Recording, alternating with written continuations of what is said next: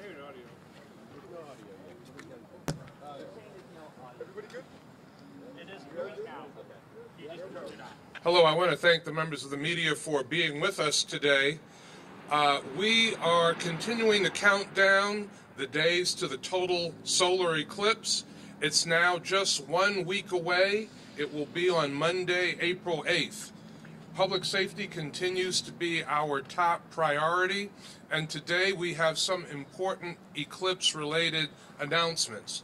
And joining me today are the Commissioner of the Department of Public Works, Nate Martin, First Deputy Police Commissioner Al Wright, and Captain Marcus Rogowski from the Buffalo Police Department, Emergency Services Manager Thomas Luby, Fire Commissioner William Ronaldo, and Parking Commissioner Ray Wagner. With Buffalo in the path of totality, Buffalo has the best seats in the house to view the eclipse in just a few days. We expect a record number of out-of-town visitors to start arriving in Buffalo to view this rare event, and it's going to get really busy in our city. Today we are announcing that Buffalo City Hall will be closed next Monday, the day of the eclipse. This decision is part of the city's comprehensive approach to eclipse preparedness, which includes traffic management strategies, enhanced emergency response capabilities, and community engagement activities. By closing city offices during the eclipse, we hope to minimize traffic congestion. In addition, trash and recycling pickups in Buffalo will be delayed by 1 day during the week of the eclipse.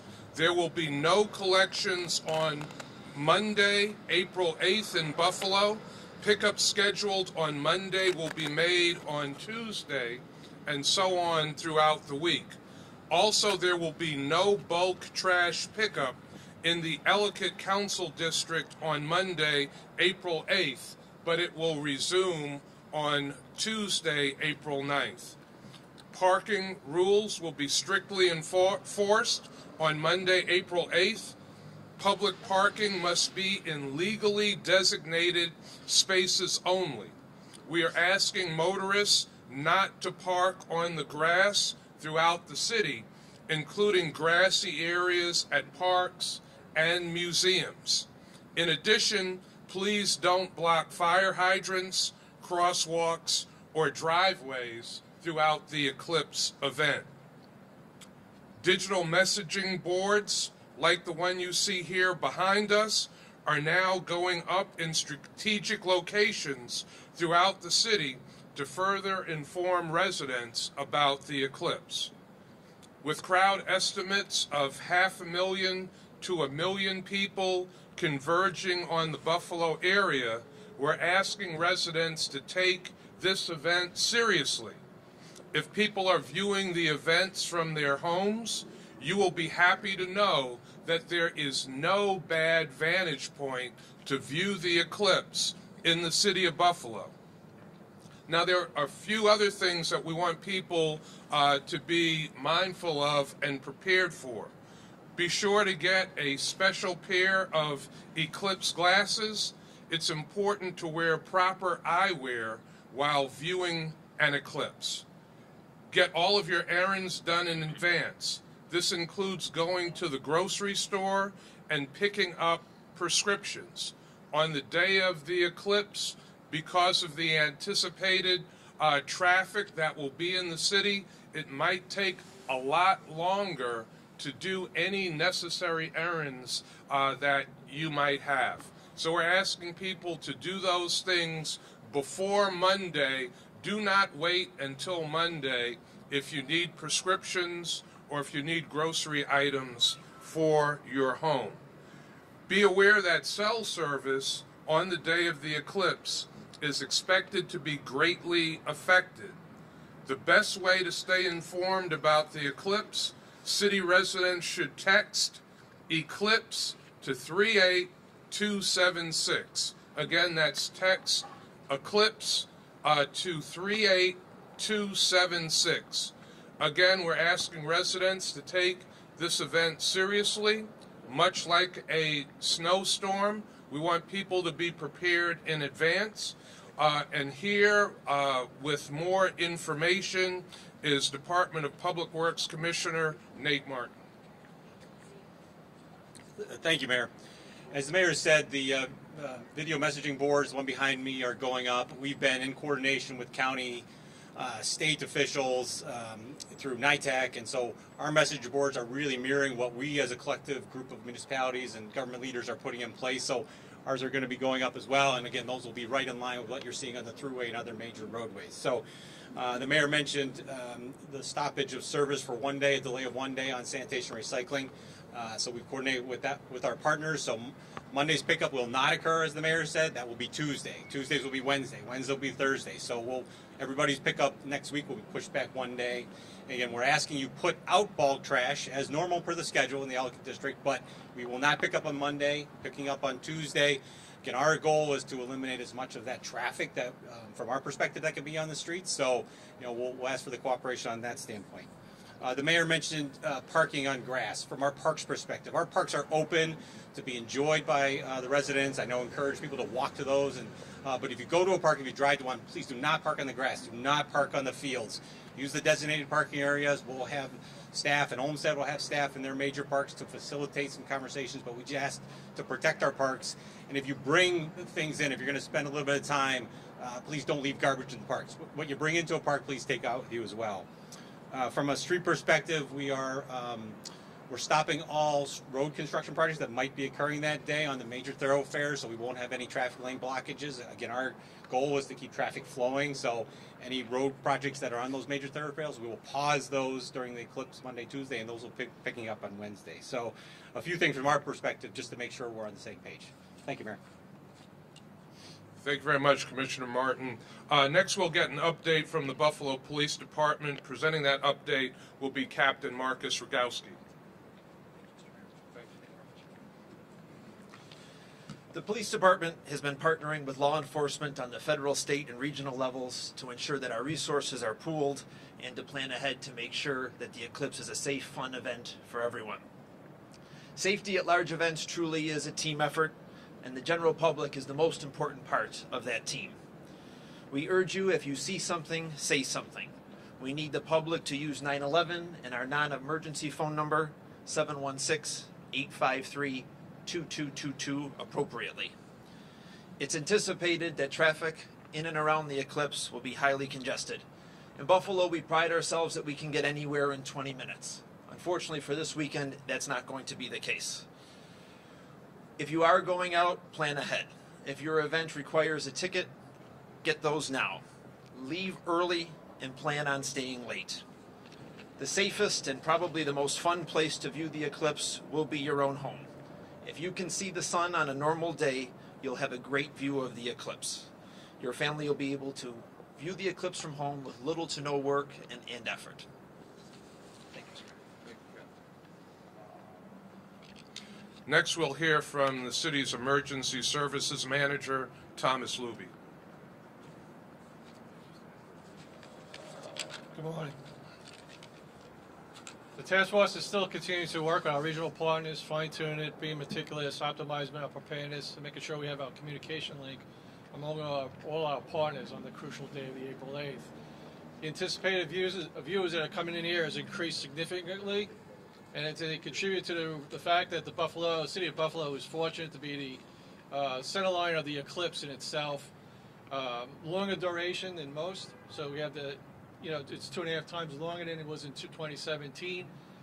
Schools are taking, and other academic institutions have taken advantage of this as for the educational point, and then to inspire scientific curiosity as an educational. And the next chance to see this will be 20 years later. So everyone's going to be optimizing this. You're going to start to see traffic getting a little busy on the roadways coming in around Thursday is what they're anticipating. So around Thursday, the traffic should start getting a little bit heavier. The weather forecasters have given early indicators where the conditions are going to become more favorable for viewing, which means that there'll be less of a cloud coverage. So things are looking up. Temperature the temperature is looking good. It's at the 50s right now, but it's anticipated to go up a little higher based again on the forecasts. The cell phone carriers have reassured the city of Buffalo's Eclipse Task Force that they have their systems, cell sites can handle the additional overload or additional capacity. They've done tweaking to their systems. Just remember, always use, during the cell sites, when they do go down, always use, whether it's a disaster or another type of incident, always use the text versus the actual cell, because you're waiting on the cell. Someone could be streaming it until you get an extra line of the cell site to be open. The text will still go through, so part of that family communication plan that you would have normally, right? And then just stay attached to the eclipse, as the mayor suggested. This way you'll keep informed of what is going on in the city and apprised of what is happening and whatnot. Thank you. Thank you. That sound that you just heard was the Buffalo Fire Department alerting you to the fact that the Commissioner of Fire will be the next speaker, Commissioner William Ronaldo. Thank you, Mayor. Morning. I'm thinking that horn is stuck, so we'll get into that. We'll cover that. So I know a large volume of information has been put out over the last several weeks. There's just a couple points that I want to make. One new point and reiterate a previous point that we made a week or so ago. So I want to remind everyone of the city ordinance against open burning. There is no open burning allowed within the city limits. And when I say open burning, that means fire pits and things of that nature. Once again, not allowed within the city limits. I know a lot of folks are going to have gatherings, whether their own backyard or some other public place, or maybe the neighbor's yard, things like that, and they may be tempted to have a fire pit to add to the ambiance and things of that nature. So please cooperate when it comes to that. We've got to free up our crews and our apparatus to respond to more serious emergencies instead of a call like that, so odor of smoke and things of that nature. Second point, which we spoke about before on the EMS front, as far as please make sure if you take any daily medication that you have that medication on your person, because you may be stuck, and it's a good chance you may be stuck in traffic, in a vehicle, or at your viewing place, wherever you chose to view the eclipse from. Okay, so, and there may be a delay in EMS response as well. We're hoping that's not the case, but there always is a chance that it could be. So have that medication. If you take any daily medication, make sure you have that actually on your person, in your vehicle, or at your viewing location. So thank you. And I'll be followed by, I believe, Commissioner Wagner from parking. Yeah, just as a reminder to everyone, kind of what Mayor Brown and Commissioner Martin had said, please do not block fire hydrants, crosswalks, driveways. There is no parking on the grass throughout the city. You may notice some signs that we're going to put up in certain areas. Albright Knox will have one, Furman Boulevard, and as well as Olmsted Park. But again, can't stress it enough, please don't park on the grass, and when you're traveling, just make sure you're traveling safely during this event. Thank you. We'll now open up for any on-topic questions that the members of the media have. Mayor, how are emergency resources like EMS, police, and fire, are those being pre-positioned in certain areas to respond quicker given the congestion that's expected? What are the plans for that? I'm going to have our fire commissioner respond to that. Thank you, Mayor. Yes, and we are working closely with AMR, our contracted ambulance service, and other agencies and departments. Specifically the Buffalo Police Department as well, to make sure, I think I mentioned previously, make sure we have freedom of movement, the roads are clear, and we're able to get where we need to go when we need to get there. So I mentioned earlier there could be a delayed response, but we are really planning for the worst, hoping for the best, and Buffalo Police Department will be key in keeping these avenues open for us. So thank you. And Buffalo Police Captain Rogowski will respond to that as well. As part of the planning that's been taking place over the last couple of months, we've worked to identify staging locations so we can have a portion of each of our resources available in each part of the city. Do you also have like a program security with the FBI just to make sure too, because so that while everybody's looking up at the sky, nothing else can. Yes, ma'am. I'm very proud to say that in the planning leading up to the eclipse, We've relied on resources from all levels of government, and representatives from various different government agencies have been part of our planning, and I'm even more proud to say that we work together quite well in Erie County and in the city of Buffalo. Mr. Luby, or Mr. Mayor, what are the early estimates of people who are coming into the city? How many people can we expect to see? I know we've been given a general figure, but in terms of hotel accommodations, are we all sold out? I mean, what do you expect to see here? Yeah, I'll let Captain Rogowski speak to that in a moment, but we know that all of the hotels in the city of Buffalo are sold out. Looking at past events like this is where the number of 500,000 to 1 million people comes from. I don't know if there are more specific numbers, but I'll have Captain Rogowski respond to that. Thank you, Mr. Mayor. Based on reports from previous eclipses, we are looking at the potential to double the population in and around the western New York area. It really is an event that is drawing people and fans from all over. And so maybe, Mr. Luby, can you talk then, how do you prepare from an emergency response standpoint, emergency management, to handle double the population of western New York and perhaps even the city of Buffalo?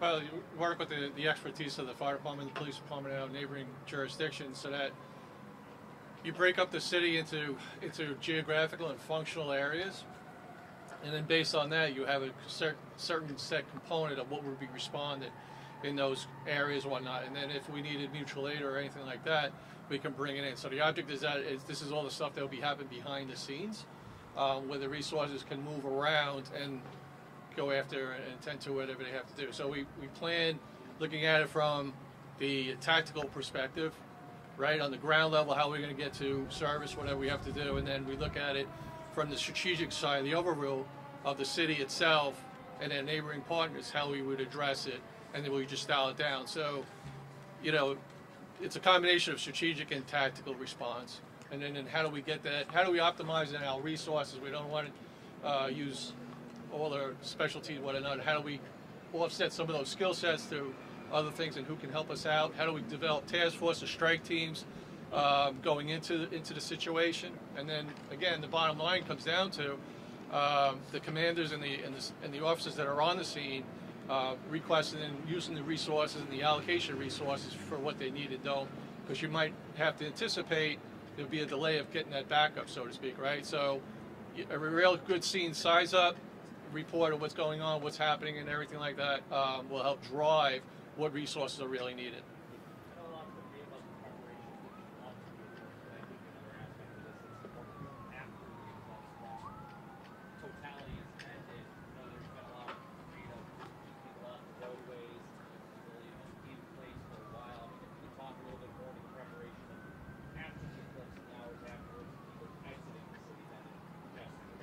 So the task force, the Eclipse Task Force, the city's Eclipse Task Force, we broke it into 3 sections. We broke it into in the pre-response or pre-planning, which is currently going on right now. This is where some of the resources are being deployed. We're setting up various barriers. We're going through fine-tuning the documents, fine-tuning and being meticulous, and making sure we have some communication nodes and that interwork and operability going back and forth and versus the actual day, right? So that's going on here. So it's a real preparation. We look at that from the 7th and 8th, we look at it as being the response.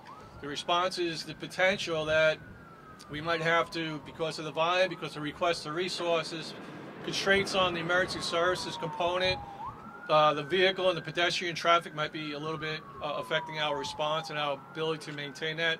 We might have to activate the Emergency Operations Center a little sooner so we can coordinate that and provide top cover and resources and allocation of that. As you know, April 8th is also the response. April 8th is what everyone is focusing on, is the total eclipse thing. We went further. We went from April 9, 10, and we looked at the recovery aspect. The recovery aspect is probably going to be worse, or it has a little bit more of an impact, because everything that came in here is now going to go north, and now it's going to travel back home through our city and whatnot, which can pose even a bigger problem, because now you have different cars that might have bypassed the city to go to another location. So because of that, the Emergency Operations Center will continue to be open to facilitate, coordinate informational sharing to achieve that thing on it. So we broke the incident into 3 manageable pieces so that we can have the effective response and organizational management that we could do.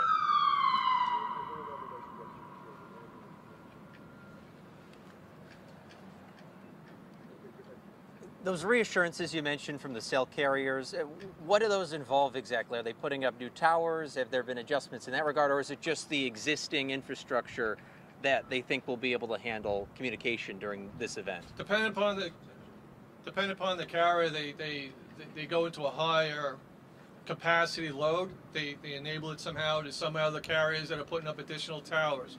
We have another carrier that can adjust the cell phone tower to hit a certain place, better coverage, or orient the tower to absorb the additional flow and whatnot. So each one is a little different to what they're doing. But they all reassured them. How many times we asked them, and they're going to have people that are going to have representatives supposedly on site to constantly reevaluate, so we don't get the coverage map per se. They actually have the technicians and then they can work the system through their thing. But that's what they reassure, that they're going to boost the capabilities of the actual sites. And what we have, according to them, is that we even on a normal day, we're looking pretty good. So. Mayor, from just the positive side, the economic side of it, it's got to be a great community for Buffalo and maybe maximize that with all these visitors as well to show them the clean city. It can be a big economic boost with all the hotels being filled. Certainly there'll be an economic impact there. I know that restaurants, bars expect a lot of traffic. So businesses across the city of Buffalo, and particularly in downtown, are really looking forward to the event. They're doing their preparations as well to make sure that their businesses are operating as smoothly as possible for the event so that they can maximize profitability. So this definitely can be a profitable event for businesses in the community. Is there one area that you're more focused on, like the Outer Harbor, for instance, concerned about traffic getting in and out at all? I'm going to have the police respond to the question of traffic. Traffic definitely has the potential to be a large issue.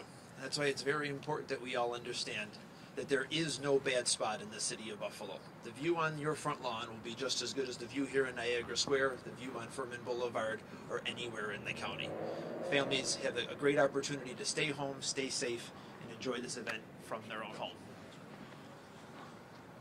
And as you know, there are a lot of different facilities that have events. So Explore and More Museum will have an event.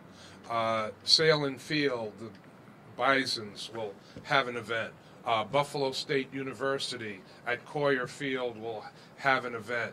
The Buffalo Zoo will have an event. The Buffalo Science Museum will have an event. So there will be a lot of events in a lot of different parts of the city, so traffic is a concern. And as Captain Rogowski said, we are right in the path. So if people don't want to go out, if you want to get the full experience and do that at home, you won't miss a thing by staying at home and watching the eclipse. Any other questions that you have before we conclude? What are your viewing plans? I will be viewing it wherever Michelle Brown says I'll be viewing it. And with that, we will conclude. Thank you very much.